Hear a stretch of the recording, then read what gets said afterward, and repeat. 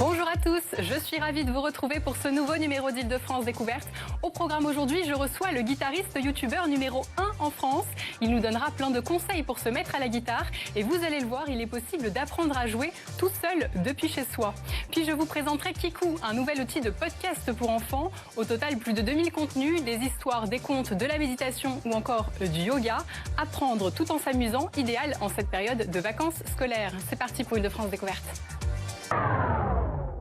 Depuis le premier confinement, nous sommes nombreux à avoir commencé une nouvelle activité, que ce soit la peinture ou la pâtisserie, mais aussi la musique. L'an dernier, les ventes d'instruments et plus particulièrement de guitares ont explosé, et pas seulement en Île-de-France, mais dans le monde entier. L'industrie de la guitare a observé une hausse de 20% des ventes en 2020. Alors est-ce que c'est possible ou facile d'apprendre à jouer de la guitare seul chez soi? Pour y répondre, je suis avec Eric Legault, alias Mister Galago Music. Bonjour Eric. Bonjour Gabriel. Et merci d'être avec nous. Merci de votre invitation. Alors, je vous présente rapidement. Vous êtes né à Paris, vous avez commencé le piano à 6 ans, puis à 15 ans, vous vous êtes mis à la guitare. Absolument. Vous êtes tout naturellement devenu professeur de guitare et de piano. Et en 2011, vous décidez d'ouvrir une chaîne YouTube pour proposer des cours gratuits de guitare, de ukulélé et de piano. 10 ans après, vous êtes le premier youtubeur guitariste français. Vous avez statistiques, oui. Plus de 400 000 abonnés et 85 millions de vues en cumulé sur vos vidéos. Alors déjà bravo, parce que j'imagine que vous avez aidé beaucoup de monde à se mettre à la guitare, au piano ou au ukulélé. Et pour commencer, est-ce que vous sentez cet engouement des Franciliens et des Français qui ont voulu se mettre à la musique ? Absolument. Enfin, en termes de statistiques, c'est pareil. Mes vues ont quasiment doublé. Oui. D'habitude, je fais entre 700 et 800 000 vues par mois. Là, j'étais presque à 2 millions. Et il y avait énormément de demandes, de mails, de messages aussi sur Facebook, de personnes qui me demandaient comment commencer. Ils disaient c'est le moment ou jamais. Ça fait très longtemps que je voulais m'y mettre. J'ai toujours repoussé l'échéance. Maintenant, je suis bloqué chez moi. J'ai envie de m'y mettre. Comment faire? Donc oui. Et alors concrètement, est-ce qu'on peut apprendre seul chez soi la guitare, le piano ou le ukulélé, mais par exemple la guitare? Maintenant avec YouTube, on peut chercher une vidéo qui nous intéresse, par exemple débuter la guitare, guitare débutant, on trouvera tout de suite quelque chose. L'avantage également, c'est qu'on peut laisser des commentaires, donc si on a des questions, on peut interagir avec la personne qui crée la vidéo.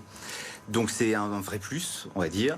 Et comme il y a énormément de personnes maintenant qui donnent des cours, on peut avoir vraiment plusieurs éclairages différents. Et alors ça tombe bien, on m'a offert une guitare à Noël et je m'en suis encore jamais servi, donc je l'ai apportée. Dites-nous du coup comment on peut commencer la guitare, quelles sont les bases, par où on commence? Moi ce que j'aime bien faire vraiment pour un premier cours, c'est deux choses différentes. C'est montrer qu'on peut faire des accords.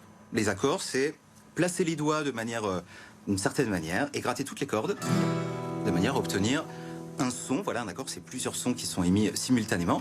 L'autre manière de faire, c'est de gratter les cordes une par une pour obtenir des mélodies, par exemple. Ce genre de choses. Voilà, et généralement, c'est ces deux modes-là qui sont les plus utiles quand on veut jouer sur de la musique populaire du XXe siècle, on va dire. Alors, je vais essayer. Absolument. On y va. Alors, il faudrait que vous bloquiez les... Alors, peut-être prenez-la dans l'autre sens. Ah oui? Ouais, absolument. Il faut que là, voilà. La corde la plus grosse soit vers vous. Là, c'est normal, mais c'est la première fois. Ça commence mal. Alors là, du coup, le mieux, c'est que vous appuyez comme ça, voilà, sans appuyer, juste vous déposez les doigts, voilà, et vous grattez vers le bas, comme ça. Soit avec le pouce, soit avec les 4 doigts. C'est ça. Exactement. Okay. Et maintenant, vous essayez de taper plus fort à la 3e et 7e attaque. Genre 1, ouais, c'est ça. 1, 2, 3, 4, 5, 6, 7, 8. Bon, le son est pas exactement le même chez moi, mais d'accord. Mais je vois. Donc ça, c'est une bonne chose pour commencer. Exactement, parce qu'ensuite vous mettez tout ensemble, c'est-à-dire vous prenez la rythmique, vous prenez les accords, et ça va donner. Et tout de suite, voilà, on a un résultat. Au bout d'une heure, vraiment, le morceau, on peut le jouer. Et alors, pour finir, je voudrais qu'on regarde un autre classique, justement. Regardez. J'ai jamais compris un truc, moi, c'est les guitaristes, quand tu les regardes à la télé, ils font des têtes avec leur visage. Alors que c'est avec les mains qu'ils jouent, tu sais, les mecs qui sont là...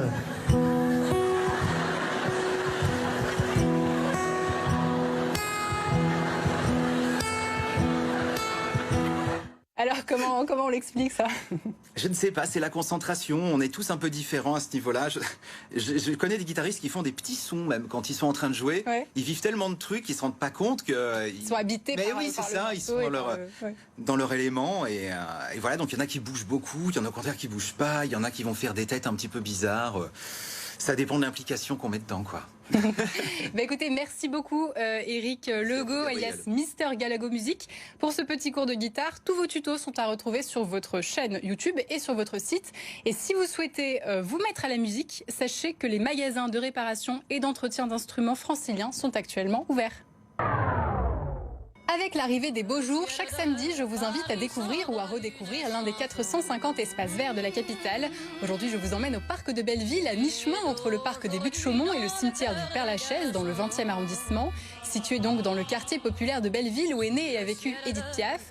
Inauguré en 1988, le parc de Belleville se trouve sur la colline du même nom, qui culmine à 108 mètres, offrant une vue panoramique sur tout Paris, notamment grâce à son belvédère. Sur place, au sommet de la colline, vous y verrez 176 pieds de vigne qui permettent aujourd'hui de produire du vin rosé et qui rappellent le passé de la colline, puisque sachez qu'autrefois, Belleville était d'un immense vignoble. C'est là qu'on faisait de la piquette, un vin jeune et pétillant, qui n'était pas forcément mauvais d'ailleurs, même si aujourd'hui on emploie cette expression pour qualifier un mauvais vin.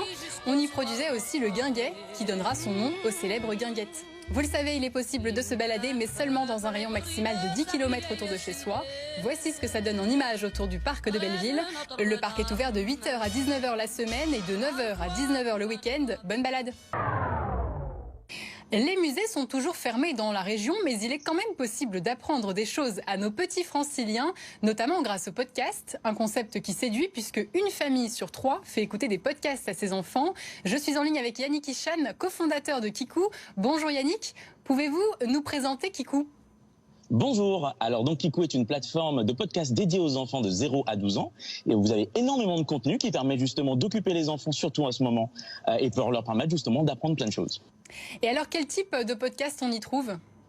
Alors on peut trouver différents types de podcasts. Alors par exemple, nous avons Ma Pensée Positive qui est un podcast de méditation pour rendre un petit peu les enfants un peu plus zen. Surtout en ce moment, on sait que c'est assez compliqué avec la période qu'on connaît. On a aussi des podcasts sur la mythologie grecque.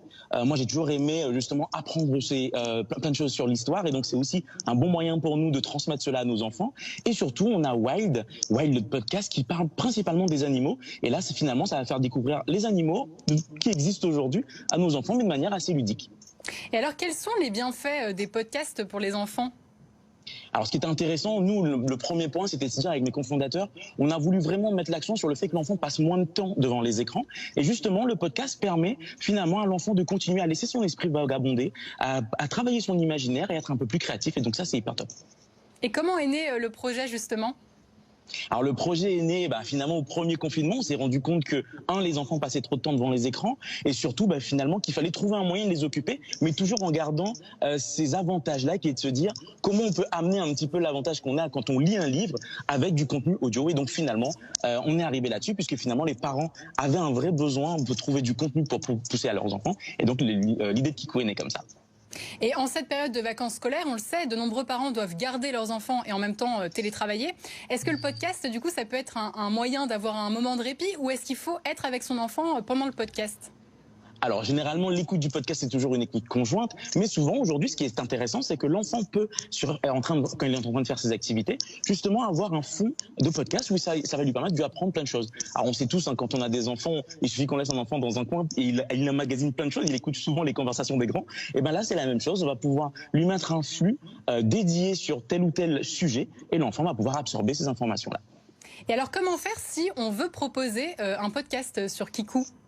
Alors c'est une excellente question parce qu'effectivement tout le monde, Kikou est un projet collaboratif. Donc en gros c'est simple, lorsque vous voulez proposer un podcast, il suffit juste d'aller sur le site kikou.co, vous cliquez sur la bannière proposer votre podcast et à partir de ce moment-là vous avez la possibilité de nous soumettre votre contenu. Et nous on va simplement avec l'équipe éditoriale écouter et voir si ça correspond à la ligne et si c'est bon, on vous ouvre un accès à notre plateforme.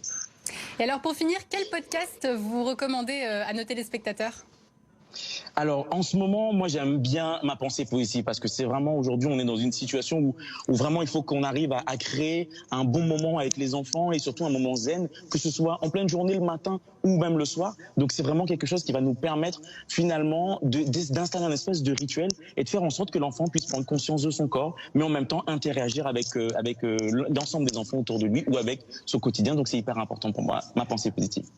Eh bien, merci beaucoup Yannick Ichan d'avoir été en ligne avec nous dans Île-de-France Découverte. Sachez que Kikou est disponible sur ordinateur et sur smartphone. Et bonne nouvelle, c'est 100% gratuit. Pour Pour finir cette page culturelle, je voudrais partager avec vous ma sortie coup de cœur de la semaine. Et aujourd'hui, je vous propose l'exposition Un océan qui a lieu sur le parvis de la gare de Lyon. C'est un projet développé autour des travaux du photographe Alexis Rosenfeld. On y découvre de nombreuses photos prises sous la mer qui témoignent de la beauté, mais aussi de la fragilité de l'océan. On y voit notamment des requins, des coraux ou encore des volcans sous-marins. L'objectif est de montrer que sans frontières, l'océan est unique et sa préservation est essentielle pour notre avenir. Vous avez jusqu'au 30 avril pour profiter de cette sublime exposition sur le parvis de la gare de Lyon. C'est la fin de ce numéro d'Île-de-France Découverte. Merci de l'avoir suivi. On se retrouve samedi prochain pour de nouvelles idées sorties. D'ici là, bon week-end et prenez soin de vous.